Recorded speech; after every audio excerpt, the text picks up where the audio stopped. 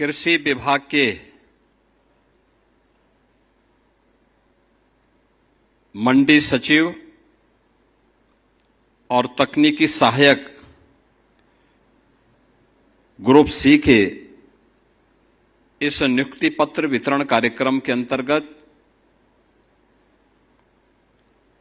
आज इस समारोह में उपस्थित प्रदेश सरकार में मंत्रिमंडल के मेरे वरिष्ठ सहयोगी, कृषि और कृषि शिक्षा के मंत्री श्री सूर्य प्रताप शाही जी, राज्य मंत्री सरदार बलदेव सिंह गोलक जी,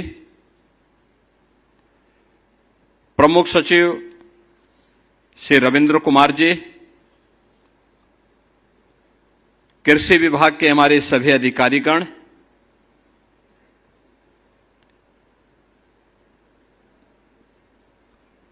प्रदेश की राजधानी लखनऊ में नियुक्ति पत्र वितरण के अंतर्गत हुए आज के इस कार्यक्रम में उपस्थित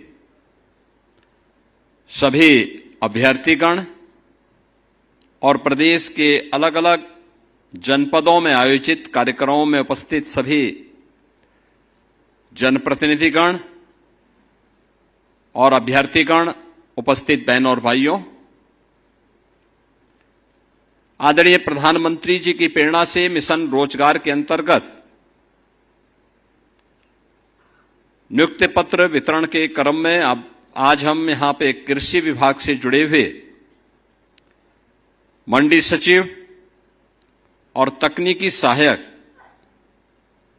के नियुक्ति पत्र वितरण के इस कार्यक्रम के साथ यहां पर उपस्थित हुए हैं। मैं सबसे पहले 3,400 से अधिक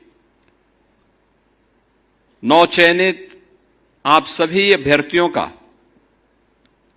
हृदय से उत्तर प्रदेश सरकार का कृषि विभाग का हिस्सा बनने के लिए अभिनंदन करता हूं, हृदय से बधाई देता हूं और आपके अभिभावकों को, आपके माता पिता को, आपके गुरुजनों को भी इस अवसर पर हृदय से बधाई देता हूं। मैं धन्यवाद देता हूं अधीनस्थ सेवा चयन आयोग को, जिन्होंने पूरी पारदर्शी तरीके से नियुक्ति की इस प्रक्रिया को संपन्न किया है। क्योंकि आज के दिन पर पारदर्शी तरीके के साथ नियुक्ति की प्रक्रिया को पूरा करना अपने आप में एक चैलेंज है और उसमें भी बिना भेदभाव के आरक्षण के नियमों का पालन करते हुए योग्य अभ्यर्थियों को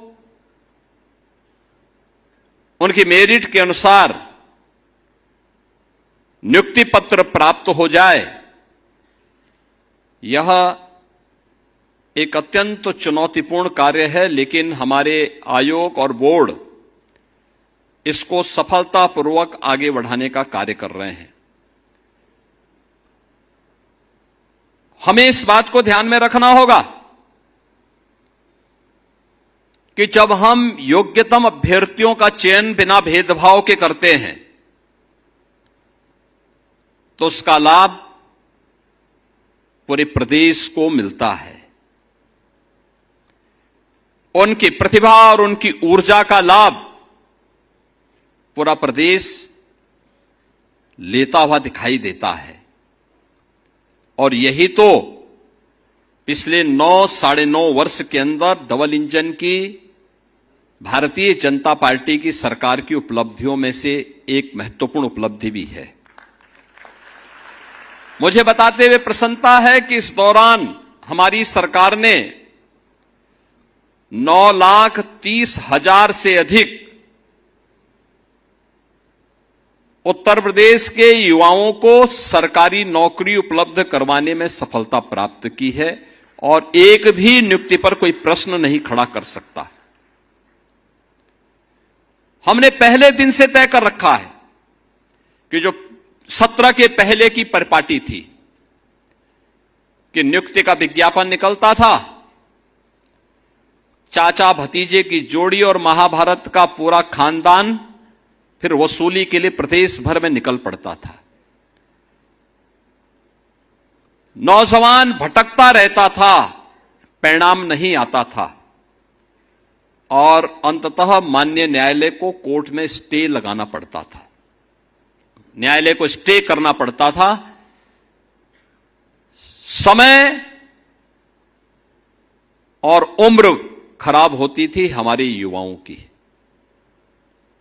लोग ये मानते थे कि ये युवा किसी लायक नहीं, क्योंकि ये नौकरी नहीं प्राप्त कर रहा है। गलती युवा की नहीं होती थी, गलती उन आयोगों और बोर्डों में बैठे हुए और उस समय की सरकारों में बैठे हुए सरकारी तंत्र में भ्रष्ट उन राजनेताओं की और उन लोगों की होती थी जो बेईमान और भ्रष्ट किस्म के लोग वहां बिठा दिए गए थे।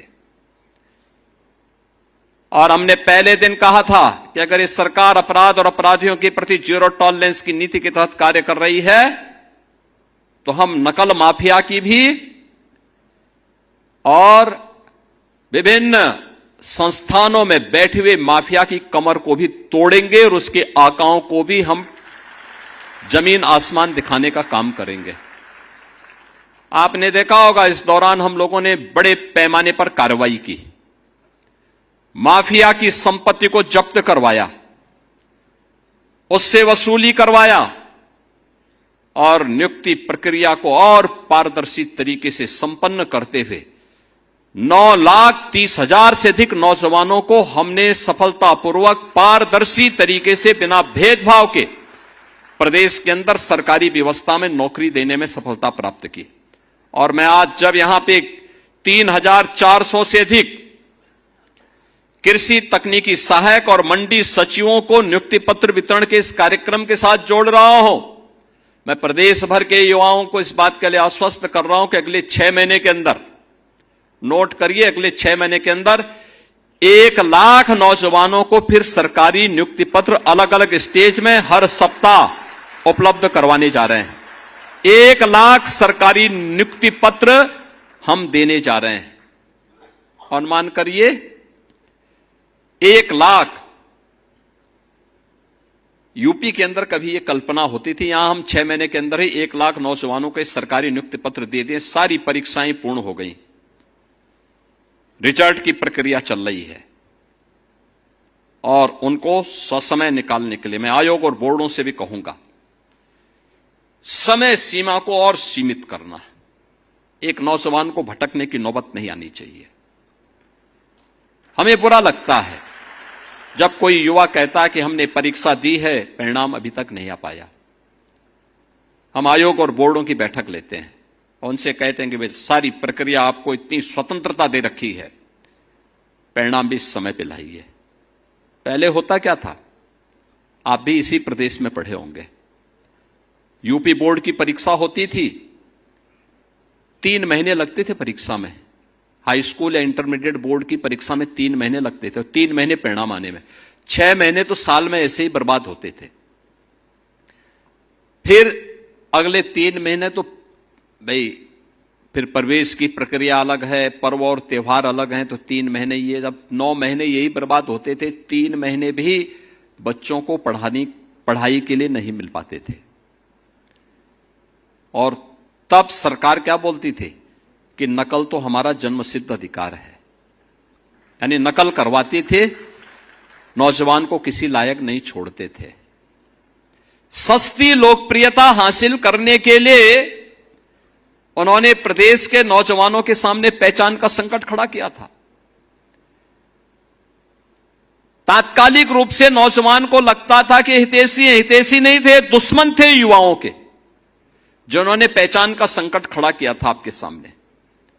और आज जो 6 महीने लगते थे परीक्षा में, हमने उसको घटा करके, मैं जब पहली बैठक किया था 2017 में, मैंने आज बोर्डों, उत्तर प्रदेश माध्यमिक शिक्षा बोर्ड को बुलवाया। मैंने कहा भाई आपकी परीक्षा कितना समय लगता है? उन्होंने कहा साहब 3 महीना। मैंने कहा परिणाम आने में? उन्होंने कहा 3 महीना। मैंने कहा इसको 1 महीना करो। उन्होंने कहा नहीं हो पाएगा। तो मैंने कहा कुर्सी छोड़ो, मैं 1 महीने के अंदर कराऊंगा। 1 महीने के अंदर कराऊंगा। और आज मुझे आपको बताते हुए प्रसन्नता है, मैं 14 दिन में यूपी बोर्ड की परीक्षा कराता हूं और अगले 14 दिन में उसका परिणाम भी दिलाता हूं। 56 लाख अभ्यर्थी उस परीक्षा में होते हैं, 56 लाख बच्चे बैठते हैं। 14 दिन में परीक्षा और 14 दिन में परिणाम, 1 महीने से भी कम समय में अब यूपी का नौजवान देश के अंदर कहीं भी एडमिशन ले सकता है। पहले पता लग रहा है वो चला आ रहा, परीक्षा हो रही है, वो फरवरी से शुरू होती थी और पता लगा जून तक परीक्षा हो रही है। और जून में जब तपती हुई गर्मी में कोई बच्चा गिरता था कहीं, कोई गिरता था कहीं, उतनी भीषण गर्मी में जब लू चलती थी तब परीक्षा कराई जा रहे हैं। मैंने उच्च शिक्षा वालों से भी कहा है कि परीक्षा की प्रणाली को और सीमित करो। परीक्षा बच्चों को प्रताड़ित करने का माध्यम नहीं होना चाहिए, उसका आकलन करने का माध्यम होना चाहिए।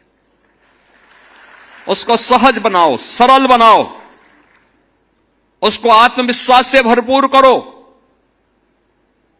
प्रक्रिया में और सरलता लाने की आवश्यकता है। आज परिणाम हमारे सामने है। हमने माध्यमिक शिक्षा को पूरी तरह पारदर्शी तरीके के साथ जोड़ा है। नकल विहीन परीक्षा भी है, साथ साथ समय से परिणाम भी है, दोनों एक साथ आ रही है। उच्च शिक्षा से भी, विश्वविद्यालयों से भी कहा गया है कि वे अपने आप में भी ये सुधार करें, प्रक्रिया को और पारदर्शी करें और भर्ती की प्रक्रिया को भी इतना स्मूथ बनाएं, इतना सरल और सहज बनाएं कि कोई भी युवा जो जाए उसको लगना चाहिए संस्थान मेरी कैरियर को आगे बढ़ाने वाला है। उसको यह नहीं लगना चाहिए कि संस्थान मेरे कैरियर को बर्बाद करने वाला है। उसके मन में उस संस्थान के प्रति श्रद्धा का भाव होना चाहिए। इसके लिए संस्थान को अपने आप को तैयार करना चाहिए, केवल एजुकेशन नहीं, स्किलिंग के लिए भी, कैरियर काउंसलिंग के लिए भी और एम्प्लॉयमेंट के भी एक केंद्र के रूप में उन संस्थानों को अपने आप को तैयार करना होगा। और इसीलिए मैं सभी आयोग और बोर्डों से कहूंगा कि गवर्नमेंट का कोई हस्तक्षेप नहीं है आपके कार्य में, कोई हस्तक्षेप नहीं। अब परीक्षा अभियाचन जाने के बाद परिणाम आने में 6 महीने से ज्यादा का समय नहीं लगना चाहिए। अभियाचन आया, 1 महीने के अंदर विज्ञापन जारी कर दीजिए, अगले 2 महीने के अंदर परिणाम परीक्षा करवा करके अगले 1 महीने के अंदर परिणाम ला दीजिए और 6ठे महीने इन नौजवानों के हाथों में परिणाम इनका आ जाना चाहिए। लंबी प्रक्रिया नहीं होनी चाहिए, उसको सरल बनाओ, सहज बनाओ, जिससे वह युवा अपने आप को तैयार कर सके, एक उत्साहपूर्ण तरीके से अपनी ऊर्जा का लाभ दे सके। हमने देखा है जब हम अपनी युवा ऊर्जा को प्रोत्साहित करते हैं, उसको साथ लेकर के चलते हैं, परिणाम आते हैं। याद करिए, यही उत्तर प्रदेश 2017 के पहले बीमारू राज्य कहा जाता था। बीमारू राज्य था, युवा पलायन कर रहा था, किसान आत्महत्या कर रहा था, बेटी के सामने सुरक्षा का संकट था, व्यापारी माफिया से तबाह था, किसान अपने खेत में जाने से डरता था। खेत में अगर उसने मोटर लगा रखी है तो कब चोरी हो गई उसको पता ही नहीं होता था। यह यूपी के अंदर होता था। और आज मुझे बताते हुए प्रसन्नता है, आज मुझे बताते हुए प्रसन्नता है, हमने जो 9,30,000 नौजवानों को, यूपी के नौजवानों को यूपी के अंदर नौकरी दी है। परिणाम क्या है? इन 9 लाख ने हमें यूपी के अंदर डेमोग्राफिक डिविडेंड के रूप में यूपी को उससे लाभान्वित किया है। यूपी की अर्थव्यवस्था को 3 गुना करने, यूपी की प्रति व्यक्ति आय को 3 गुना करने में इन नौजवानों ने योगदान दिया है। इनकी प्रतिभा का लाभ हमने उठाया है। पिछली सरकारें युवाओं के भविष्य के साथ खिलवाड़ करती थी, एक छात्र के जीवन के साथ खिलवाड़ करती थी, नौकरी बंदर बांट करके पैसे के बल पर देती थी। मैं जब यहां पे नियुक्ति पत्र वितरण कर रहा था, मुझे अच्छा लग रहा था इन नौजवानों के चेहरे की चमक को देख करके कि आज उसके जीवन का एक महत्वपूर्ण दिन है, क्योंकि उसको बिना किसी लेन देन के, बिना किसी सिफारिश के, बिना किसी पैसे लेन देन के आज उसको नियुक्ति पत्र प्राप्त हो रहा है। उसके सपनों को एक उड़ान मिल रहा है। 2017 के पहले संभव नहीं था। और यही कारण है जब इस युवा ऊर्जा को यूपी के विकास के साथ जोड़ा गया, आज परिणाम क्या है? ये युवा यूपी को बीमारू राज्य से उभार करके भारत की टॉप 3 इकोनॉमी के रूप में उत्तर प्रदेश को स्थापित करने में सफल हुआ है। परिणाम यहां से आता है। कोई सरकार ये कहे कि हम युवाओं की उपेक्षा करके विकास कर लेंगे, परिणाम ला देंगे, ये दिवा स्वप्न है, कभी नहीं हो सकता। 2017 के पहले यूपी के सामने संकट था, इसलिए क्योंकि इन युवाओं की उपेक्षा हुई थी, उनके जीवन के साथ खिलवाड़ होता था, उन्हें हर प्रकार से अपमानित होना पड़ता था। अपने प्रदेश में तो नौकरी नहीं मिलती थी, लेकिन यूपी की छवि इतनी खराब थी, कर्फ्यू, दंगा, उपद्रव, भ्रष्टाचार, ये यूपी की पहचान बन चुकी थी। तो यूपी के बाहर भी उसको पहचान के संकट के दौर से गुजरना पड़ता था। हताश और निराश युवा पलायन करने के लिए मजबूर होता था, पहचान छुपाने के लिए मजबूर होता था। आज मैं आप सभी युवाओं से कहता हूं, आज आपके सामने पहचान का संकट नहीं है। आप यूपी के अंदर भी और यूपी के बाहर भी, दुनिया भी आपका स्वागत करने के लिए पूरी तरह तैयार है। अभी आपने देखा होगा परसों और नरसों 3 दिन हमने यहां पे 19, 20, 21 में जापान, जो दुनिया के अंदर अपनी टेक्नोलॉजी के लिए और अपने कमिटमेंट के लिए जाना जाता है, जापान के 240 एक बड़े प्रतिनिधि मंडल में, जिसमें वहां के बड़े नेता थे, नौकरशाह थे, उद्यमी थे, वे लोग यूपी का दौरा किए। यूपी के साथ पहली बार इतना बड़ा दल भारत की यात्रा पे आया था, पहली बार आया। यानी जापान के साथ हमारे सैकड़ों वर्षों के सांस्कृतिक संबंध हैं। जापान के साथ भारत के राजनीतिक संबंधों के 75 वर्ष पूरे हो रहे हैं, लेकिन पहली बार जापान का इतना बड़ा दल भारत के अंदर आया था। और भारत में भी उन्होंने किसी राज्य को चुना, यूपी को चुना, और उन्होंने कहा कि साहब हम यूपी के यूथ को जापान में नौकरी देना चाहते हैं, यूपी के नौजवान को जापान में नौकरी देना चाहते हैं। 2017 के पहले तो कोई नहीं आता था, कोई नहीं आता था। आज दुनिया आ रही है, जर्मनी आ रहा है, इजराइल आ रहा है, कहता है साहब यूपी के नौजवान को हमारे यहां भेजिए, हम भी अपने यहां नौकरी देना चाहते हैं। और मुझे अच्छा लगता है जब यूपी के नौजवानों की लोग तारीफ करते हैं। इजराइल में हम लोगों ने 5000 नौजवान भेजे। मैंने वहां की सरकार से कहा, मैंने कहा भाई हमारे युवा जाएंगे तो वहां युद्ध नहीं लड़ेंगे, आप उनसे काम लीजिए, पैसा नहीं काटेंगे, उनके रहने खाने की व्यवस्था करिए। उन्होंने कहा हम करेंगे। मुझे बहुत अच्छा लगता है जब मैं उनका हालचाल लेता हूं। वे सभी नौजवान वहां खुशी से रह रहे हैं, 1.5 लाख रुपए महीना प्राप्त करते हैं, खाना पीना सब फ्री, और अपने घर को पैसा भी भेज रहे हैं।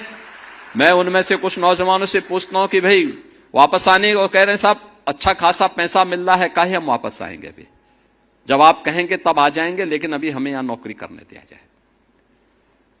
यानी इजराइल युद्ध लड़ रहा था, तब भी युवा वहां का, हमारा यूपी का गया हुआ युवा वहां काम कर रहा था। उसे कोई अपने कार्य में व्यस्त था। आज दुनिया मांग रही यूपी के नौजवानों को। 17 के पहले तो यह स्थिति नहीं थी।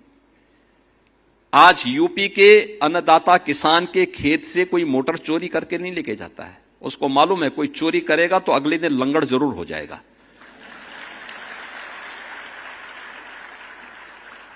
और पहले 17 के पहले तो वह सरकार ही मोटर चोरी करवाती थी। हां, वही लोग चोरी करवाते थे। चोर कोई दूसरा थोड़े था, वही चोरी करवाते थे। बिजली देते नहीं थे, बिजली गायब।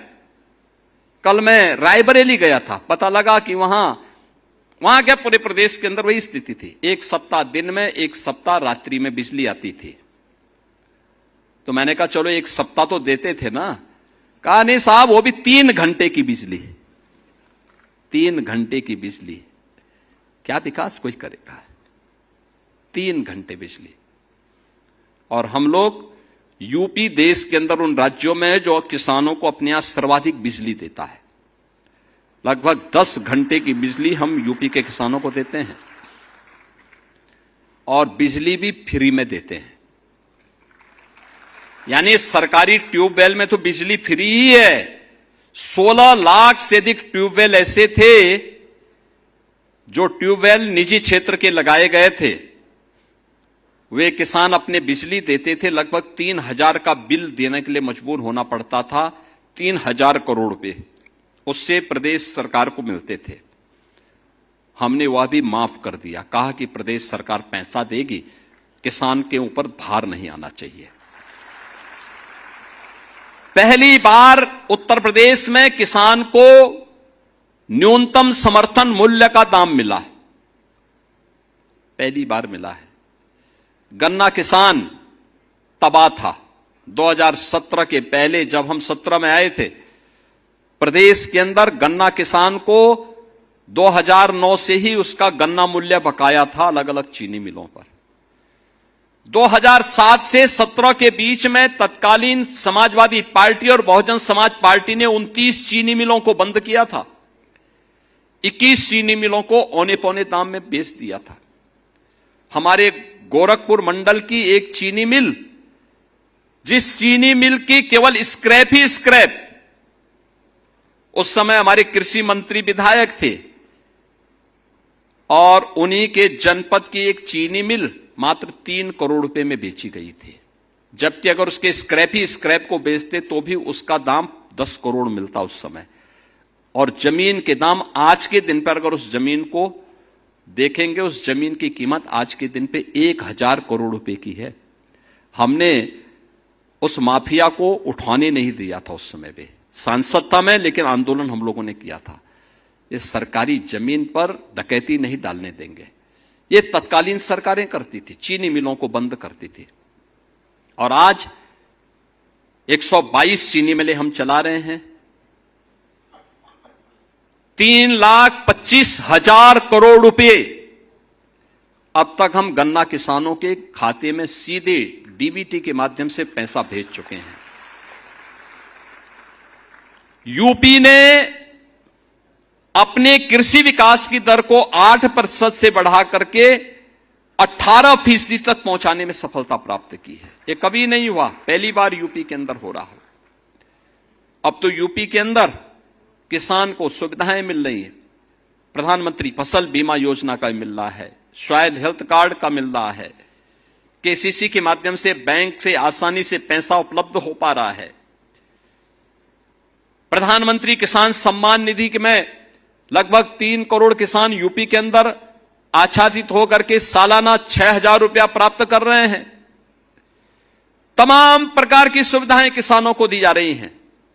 और मेरा मानना है यूपी के कृषि विकास की दर को हमें आगे बढ़ाना है।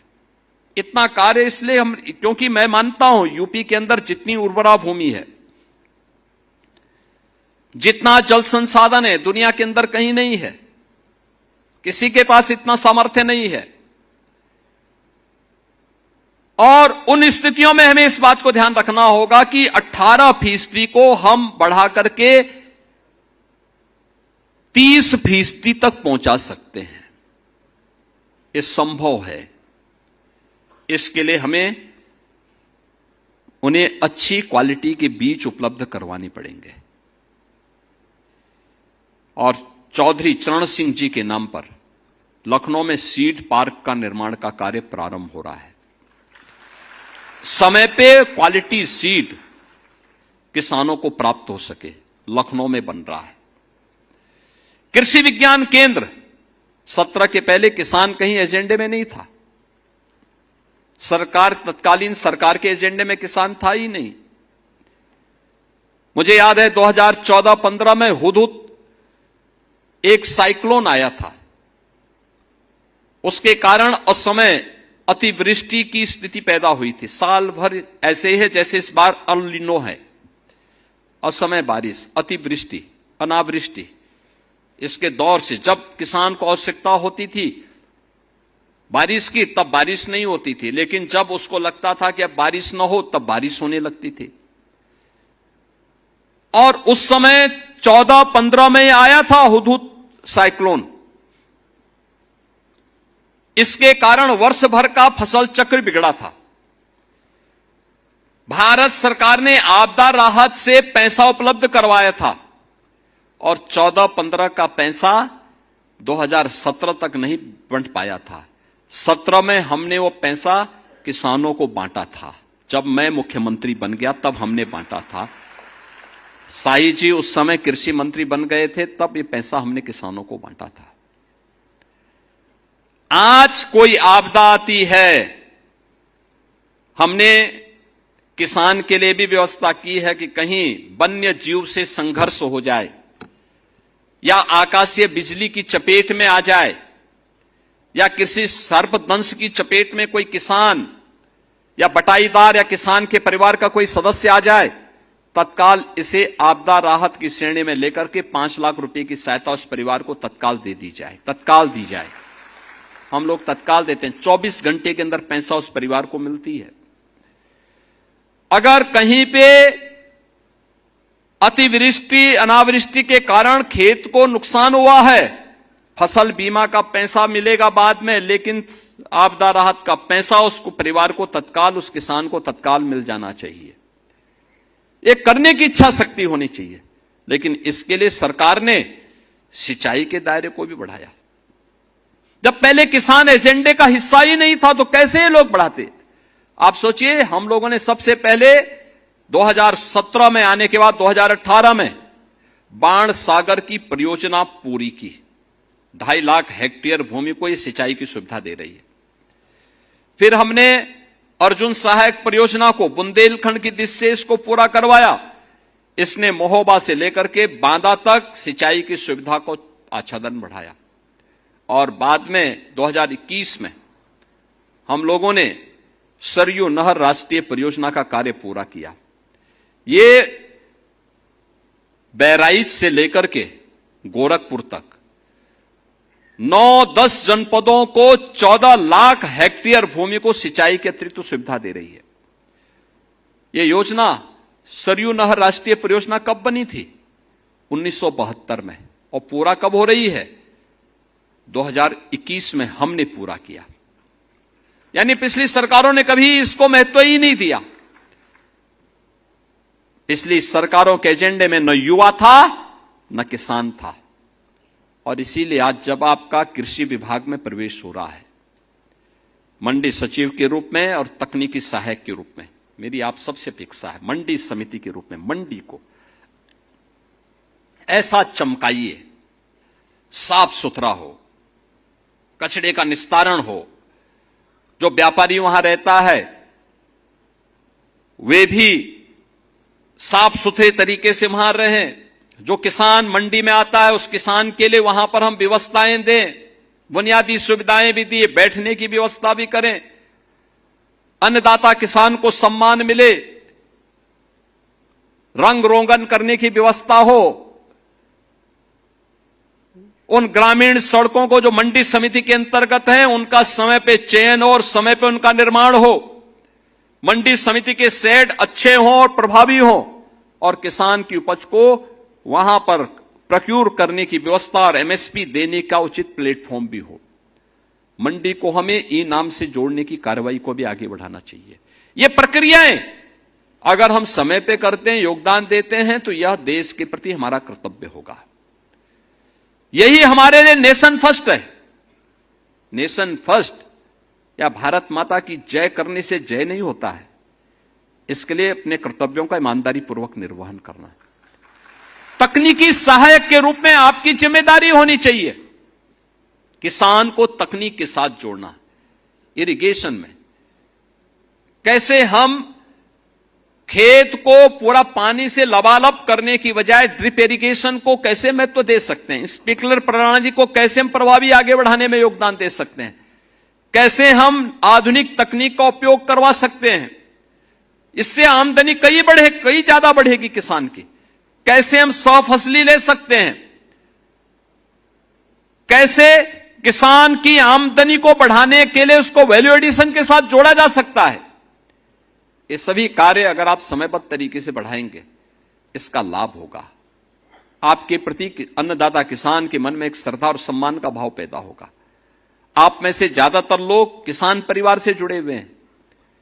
उस किसान के लिए जो सर्दी गर्मी बरसात की परवाह किए बगैर पेट भरता है, हम सबका, प्रदेश का, देश का, दुनिया का, उस अन्नदाता किसान के प्रति हमारे मन में सम्मान का भाव होना चाहिए। सम्मान का भाव होगा तो प्रदेश प्रगति करेगा।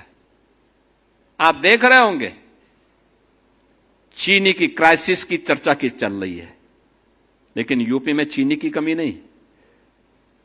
यूपी की एक महीने की कुल खपत है 4 लाख टन चीनी। कुल 4 लाख टन एक महीने की खपत है।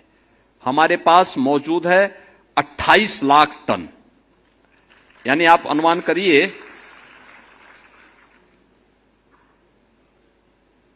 7 महीने की चीनी हमारे पास मौजूद है, और हम 15 अक्टूबर से फिर चीनी मिल चालू करेंगे तो 90 लाख टन यानी 900 लाख कुंटल चीनी का फिर से प्रोडक्शन अपनी चीनी मिलों के माध्यम से कर देंगे।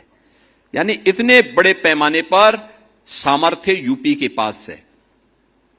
यूपी की 25 करोड़ जनता का ही नहीं, भारत की 140 करोड़ जनता का पेट भरने की सामर्थ्य यूपी रखता है, और उसके लिए तकनीकी सहायक में आपकी एक बड़ी भूमिका हो सकती है। कृषि विज्ञान केंद्र के माध्यम से बहुत अच्छे कार्य वर्तमान में कृषि विज्ञान केंद्र चलने शुरू हुए हैं, कृषि विश्वविद्यालय चल रहे हैं, और इस समय प्रधानमंत्री जी की प्रेरणा से कृषि वैज्ञानिक और तकनीकी सहायक अब खेत की बात यानी खेती की बात खेत में करने लग गए।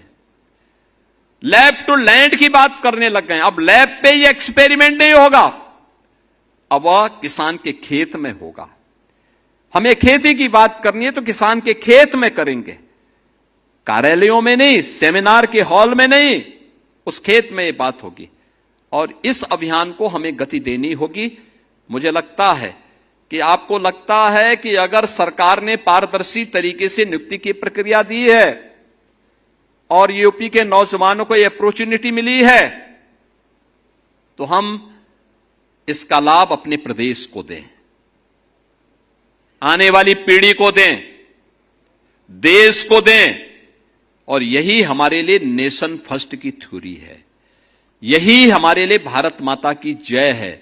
जब हम अपने कर्तव्य का अपने क्षेत्र में ईमानदारी पूर्वक निर्वहन करते हैं तो, और उस निर्वहन के लिए मैं आप सबका आह्वान करूंगा। आपको रक्षाबंधन के ठीक पहले आपको यह नियुक्ति पत्र प्राप्त हो रहा है, तो स्वाभाविक रूप से जिन बेटियों को यह नियुक्ति पत्र प्राप्त हो रहा है उनके परिवार के सदस्यों को तो खुशी होगी ही, लेकिन जिन नौजवानों को भी प्राप्त हो रहा है उनकी बहनों को और उनकी माताओं को और भी प्रसन्नता होगी। मैं इस अवसर पर उनके अभिभावकों को हृदय से उनका अभिनंदन करता हूं, आपको बधाई देता हूं और विश्वास करता हूं कि उत्तर प्रदेश को एक आत्मनिर्भर और उत्तर प्रदेश, विकसित उत्तर प्रदेश बनाने के लिए आप सब अपने अपने क्षेत्र में अपना योगदान देंगे। इस विश्वास के साथ आप सबके प्रति मेरी मंगलमय शुभकामनाएं हैं। धन्यवाद। जय हिंद।